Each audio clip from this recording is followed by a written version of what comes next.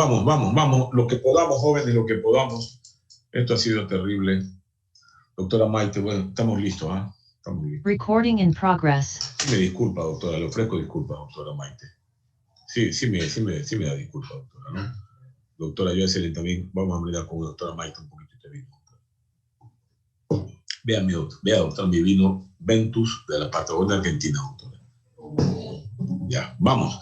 Vamos a ver entonces ahorita lo que podamos. Después entrarán a los otros grupos. Es que es bien complejo ver esto tan pronto. Insuficiencia mitral, ¿no? Es la dificultad o imposibilidad total o parcial para que la válvula se cierre durante la sístole. Porque recuerden que durante la sístole la válvula se cierra. Es durante, el buen provecho, doctora Maite.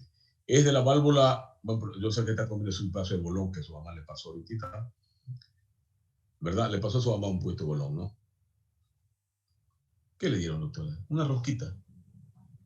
No, doctor, yo vivo sola, porque soy de Esmeralda, entonces ahorita estoy en Guayaquil. Es terrible. Estos muchachos son terribles. Doctora Erika, ¿usted tomó un poquito de cafecito, doctora Erika? Sí, se tomó un traguito de café de hierba Luisa. Pablo Ernesto Carrasco, ¿tomaste algo? Sí, doctor. Buenas noches. Bueno, vamos, estos muchachos. Entonces decía, durante la sístole debe cerrarse la válvula por completo.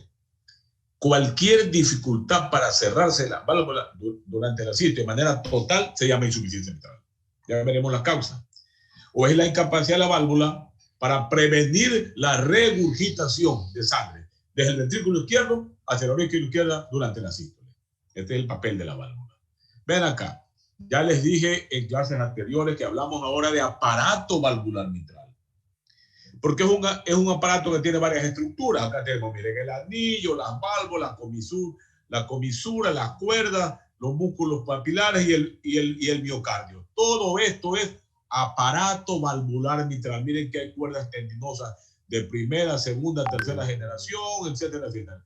Cualquiera de estas estructuras que sufra una alteración anatómica puede dar lugar a una insuficiencia mitral, ¿ya? Vean por eso las causas, a diferencia de la estenosis mitral, donde el 90% de la reumática, recuerdan, Joyce, el 90% de la reumática, acá todas las patologías que asientan, miren, en los velos, en las cuerdas, en los músculos papilares, en el anillo mitral, etcétera, etcétera, puede causar insuficiencia mitral. Por lo tanto, la variedad de posibilidades de tener insuficiencia mitral es mucho más amplia que el caso de la estenosis mitral reumática, porque estamos hablando de estenosis mitral reumática.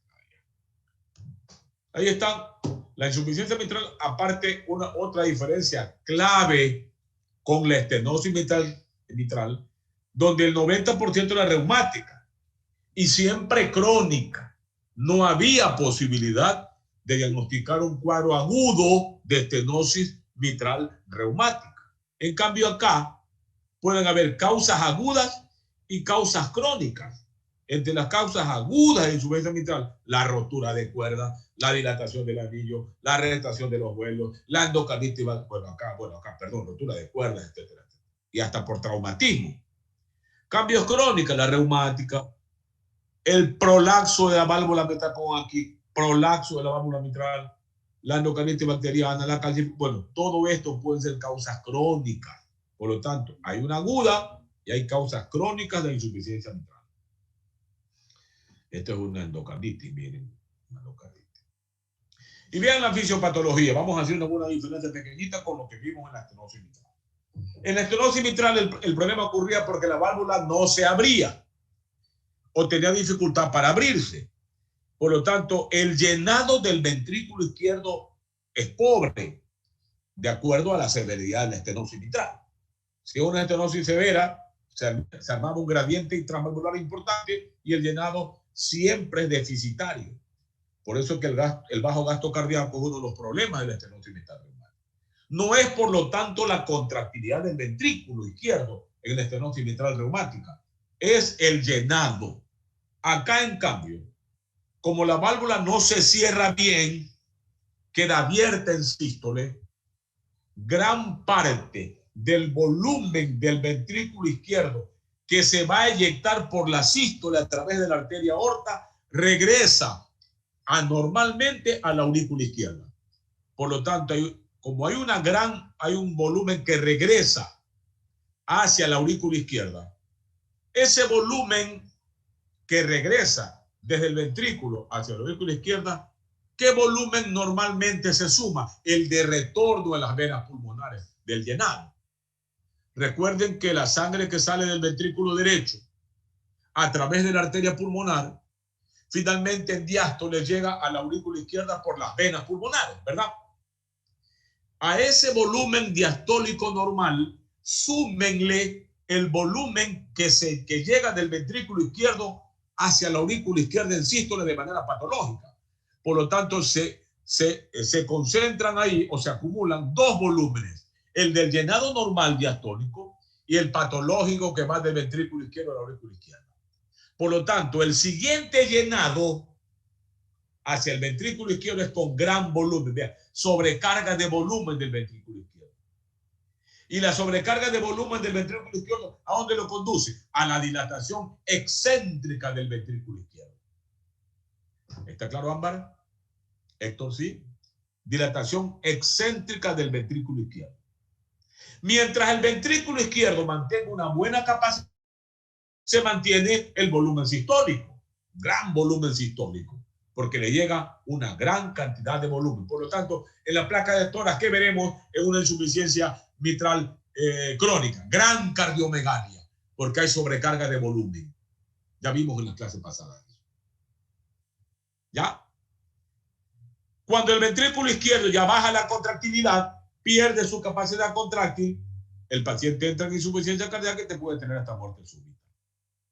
Pero también esta gran acumulación de sangre en la aurícula izquierda lleva a un aumento de la presión de la aurícula izquierda, con aumento del tamaño de la aurícula izquierda. De hecho, la aurícula izquierda, en el caso de insuficiencia auricular izquierda, insuficiencia mitral crónica, crece tremendamente. Pablo, mira quién es la puerta. Crece tremendamente, mucho más que en el caso de la estenosis mitral reumática, donde crece pero nunca llega a las dimensiones brutales, grotescas que ocurren durante una insuficiencia mitral crónica. Constituye lo que se llaman las megaaurículas. Hay muchos pacientes con insuficiencia mitral crónica cuya aurícula sobrepasa las dimensiones del ventrículo izquierdo. Yo he visto aurículas hasta de 7 centímetros, 8 centímetros en insuficiencia mitral crónica. Se adapta a la sobrecarga de volumen de la aurícula y también crece la aurícula como crece el ventrículo izquierdo hacia afuera, excéntrico. Por eso es que estos pacientes en la insuficiencia mitral crónica se mantienen asintomáticos mucho tiempo. ¿Por qué? Porque la aurícula hace de reservorio de sangre y no tienen mucha presión pulmonar tampoco. Hacen fibrilación auricular, pero la embolia a partir de la aurícula en la insuficiencia mitral crónica es menos frecuente que en la estenosis mitral reumática. Y ahí está. Por lo tanto, hay dos tipos de comportamiento Ciérrame la puerta, Héctor, por favor. Hay dos tipos de comportamiento en la insuficiencia mitral. Una cosa es la insuficiencia mitral aguda y otra cosa es la insuficiencia mitral crónica. Imagínese usted en el caso de la insuficiencia mitral aguda, se le rompen las cuerdas tendinosas, le metieron un puntapié o le metieron un balonazo en el tórax cuando están cobrando un tiro libre en el campeonato de fútbol y le rompen el músculo papilar o le rompen las cuerdas tendinosas. Ustedes saben que desde los músculos papilares, donde se insertan las cuerdas tendinosas, es que parte la tensión de estas cuerdas para que las válvulas hagan el movimiento de apertura y cierre. Si se rompen las cuerdas, las válvulas quedan totalmente fuera de control, se meten hacia la aurícula izquierda y pueden haber una insuficiencia brutal de la aurícula izquierda, pero en una aurícula que no está preparada para recibir gran cantidad de volumen, que ha sido agudo el problema. Ni tampoco el ventrículo está preparado porque no está crecido. Por lo tanto, ese paciente puede tener una disnea de pequeños esfuerzos, ortogna, disnea paroxística, estentones crepitantes, se puede morir. se puede morir, porque las cavidades, tanto la aurícula izquierda como el ventrículo izquierdo, no están preparados para recibir gran cantidad de volumen. La mayoría de esta gente se muere. Si sobreviven, quedan con gran hipertensión pulmonar. A diferencia en la crónica, que rara vez hace el cuadro de la aguda, porque la aurícula crece, crece, crece. Son mega aurículas que hacen de reservorio de la sangre que está regresando anormalmente del ventrículo hacia la aurícula izquierda. Ahí está esto acá, nos vamos a ver el examen físico. Bien, yo creo que en el examen físico, lo único que nos interesa acá, y esto voy a detenerme para no perder tiempo, es el soplo sistólico de regurgitación de grado 3/6 o más. Soplo sistólico de regurgitación. Recuerden que la sangre está pasando desde el ventrículo izquierdo hacia la aurícula izquierda y los soplos siguen la dirección de la corriente de sangre. Por lo tanto, se va desde la punta hacia la axila, donde se ubica anatómicamente la aurícula izquierda. Y si usted lo pone en posición de pachón, ese soplo puede llegar hasta atrás a la espalda. Se va muy hacia la izquierda. Y eso es la diferencia del soplo con la insuficiencia tricuspidia, que tienen un timbre igual, y es sistólico también, que en el soplo de la insuficiencia tricuspidia no se va hacia la izquierda, por más que lo ponga el paciente en posición de pachón, el soplo se queda en la parte media, porque está originado en la válvula tricúspide. En cambio, en el soplo de la insuficiencia mitral, se va hacia la izquierda, y si lo pone bien en postura de pachón, a la axila o hacia la base del pulmón izquierdo. Eso es lo que me interesa mucho más aquí en la insuficiencia mitral. Todo esto acá nos interesa mucho. Los métodos diagnósticos en la placa de tórax, gran cardiomegalia, con crecimiento de aurícula izquierda, rectificación del borde cardíaco izquierdo, imagen de doble contorno y elevación del bronco principal izquierdo. El crecimiento ventricular izquierdo da a la silueta cardíaca un aspecto globular. Este no es exactamente la más grosera. ¿Eh? La ecocardiografía, igual que la estenosis mitral reumática, es el método oro de diagnóstico. Pero en la insuficiencia mitral crónica y o aguda, siempre en cambio, a diferencia de la estenosis mitral reumática, se va a necesitar un estudio hemodinámico o un cateterismo para confirmar presiones, porque ya veremos que uno de los parámetros principales para meterlo a quirófano a un paciente que tiene insuficiencia mitral crónica es el tamaño exacto del ventrículo izquierdo, la función sistólica, el gasto sistólico y la presión pulmonar. Y eso se mide de manera precisa con un estudio hemodinámico completo que incluya la ventriculografía e incluye la coronariografía.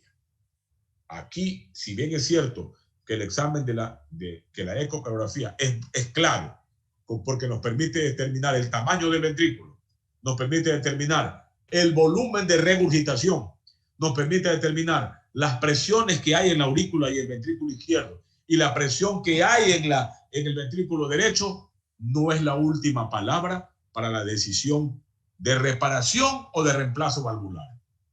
¿Ya? Ojo, que es importante. Vean, acá está la ventrículo izquierdo, ventrículo derecho, aurícula derecha y ventrículo que vean, 2 JEPs de regurgitación mitral.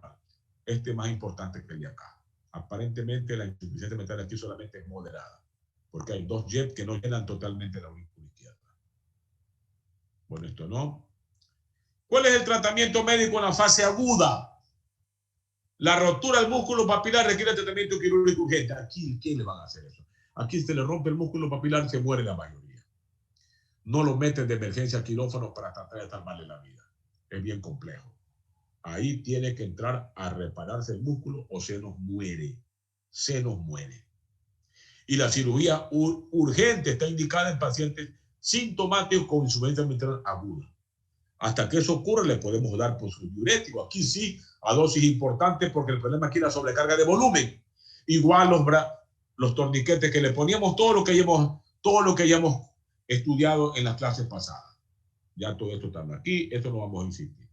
Y en la fase crónica, no se lo opera hasta que tenga una verdadera disfunción sistólica Y el parámetro más importante, como les decía hasta hace unos 5 minutos atrás, es la dilatación del ventrículo izquierdo.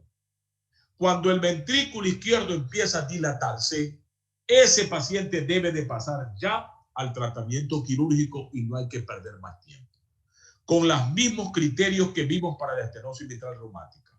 Si es mayor de 70 años, biológica, y si es menor de 70 años, la prótesis mecánica. Vean, por favor, esto hasta lo he escrito con mayúscula. La dilatación del ventrículo izquierdo es el principal parámetro a tomar en cuenta para el recambio valvular definitivo o para la reparación. Aquí ya hay centros que están haciendo la valvuloplastia, es decir, la reparación de la válvula. Si el anillo está muy dilatado, se lo reparan. Si las cuerdas están dilatadas, se las reparan. Aquí no hacen muchos centros eso, sino que directamente se cambia la válvula. Hay en otras partes del mundo donde se mantiene, se intenta mantener hasta el último la válvula nativa, porque es la mejor. Se hace la reparación de las estructuras que se hayan deteriorado y hasta el último se aguanta la válvula para cambiar. Insisto, dilatación del ventrículo izquierdo, disfunción del ventrículo izquierdo con disnea significante, o cuando aumenta la presión de un año a otro. Si el año 2020 tenía presión pulmonar 40 y este año se me subió a 50, quirófano. No hay que esperar que haga hipertensión pulmonar intratable porque se nos hace inoperable el cuadro. Y si no lo operamos antes de que el ventrículo se dilate en exceso, mínimo cuando lo operamos ya no sirve para la vida.